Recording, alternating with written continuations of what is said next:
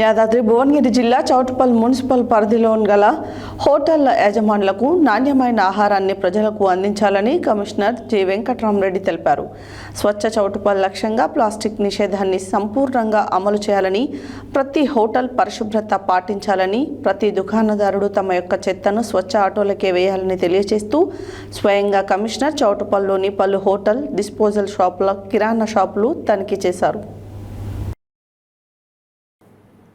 యాదాద్రి భువనగిరి జిల్లా చౌటుప్పల్ మున్సిపల్ పరిధిలో గల హోటళ్ల యజమానులకు నాణ్యమైన ఆహారాన్ని ప్రజలకు అందించాలని కోరుకుంటున్న కమిషనర్ జి వెంకట్రామరెడ్డి మాట్లాడుతూ స్వచ్ఛ చౌటుప్పల్ లక్ష్యంగా ప్లాస్టిక్ నిషేధాన్ని సంపూర్ణంగా అమలు చేయాలని, ప్రతి హోటల్ పరిశుభ్రత పాటించాలని, ప్రతి దుకాణదారుడు తమ యొక్క చెత్తను స్వచ్ఛ ఆటోలకే వేయాలని తెలియజేస్తూ స్వయంగా కమిషనర్ చౌటుప్పల్లోని పలు హోటల్, డిస్పోజల్ షాపుల, దుకాణాలు, కిరాణా షాపులు తనిఖీ చేయడం జరిగింది.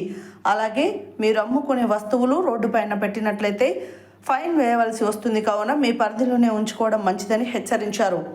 అలాగే ఈరోజు పలు షాపులలో 20,000 రూపాయల రుజ్మానాలు విధించడం జరిగింది.